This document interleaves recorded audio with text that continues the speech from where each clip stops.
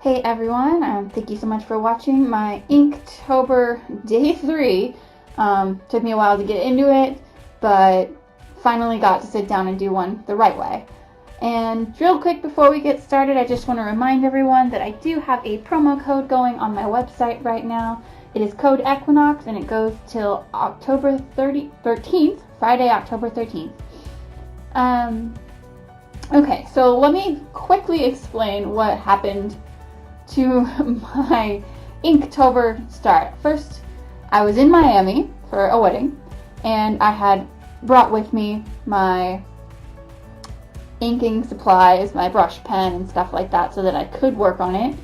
And then somehow I get on the plane to come back, and I'm sitting down to begin my Inktober sketches. I had 2 to do the day that I was flying back, and somehow my brush pen is completely missing, which is really the only thing I had on me to work at the time. So I ended up doing like these 2 little scribbles with a pen that I found in my bag, and that was that. So then yesterday for day 3, since I didn't have my brush pen, I decided to maybe use the opportunity to play with my new Kuretake watercolors, and then I would ink the watercolor thing with an old calligraphy set that I have.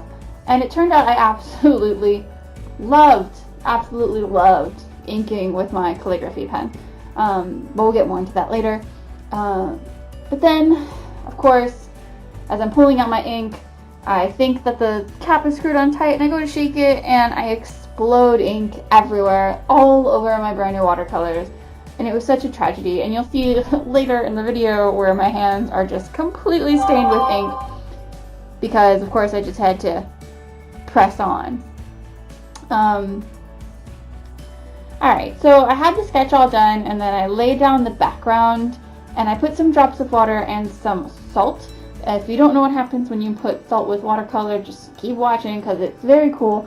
The salt kind of pushes away the salt, so the salt pushes away the watercolor, so it creates these really interesting patterns that are always really unique.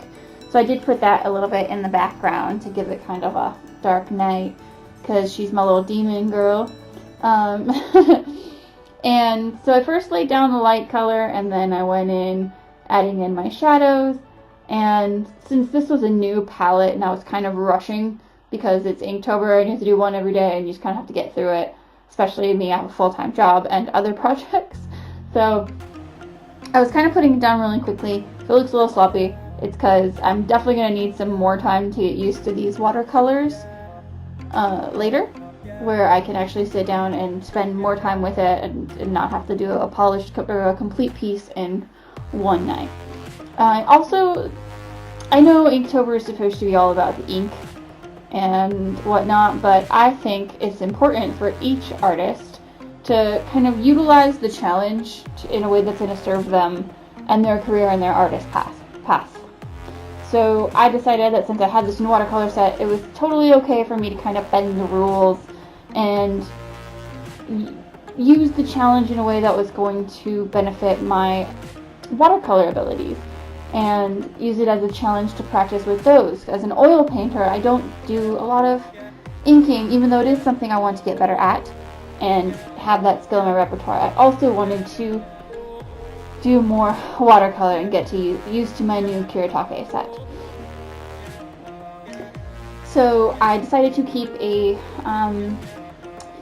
very pastel goth color palette and kind of stay true to the dark lady from Sailor Moon that I very clearly drew a lot of inspiration from, but I've modernized her and made her more of like of course like a current day pastel goth demon girl negaverse chick.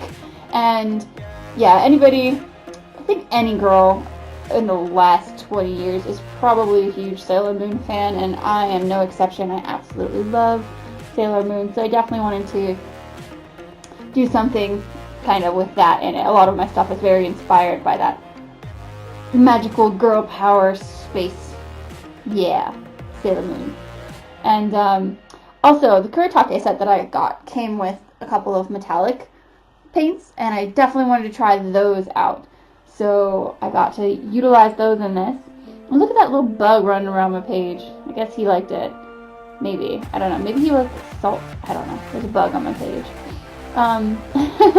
And I wanted to give almost like a braided or twist or like dreads look with her, again, to modernize her. So I wanted to put the texture in without having to get too detailed with, you know, doing every single little detail on the braids.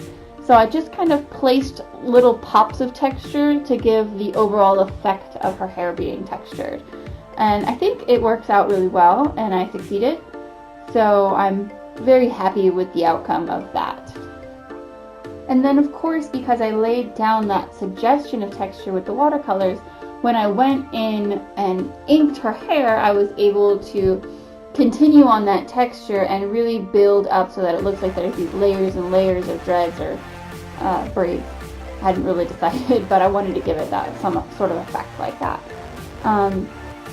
So I guess this is where the inking comes into play, because when you're painting, you don't necessarily do these harsh lines that comic book style. And this is definitely a newer type of style for me. And I have to say I do like it. There's definitely something really poppy about it that's really fun. And I am excited to continue on with more of these as Inktober progresses. So stay tuned. I'll definitely be putting out more videos. Maybe not every day with 31 videos, but I will definitely be putting some more out. Thank you so much for watching, guys, and you guys be careful out there during Inktober. Don't be like me. Do not spill the ink everywhere, all over your things and your brand new watercolors. Yeah, stay tuned. There's gonna be more. Love you. Bye.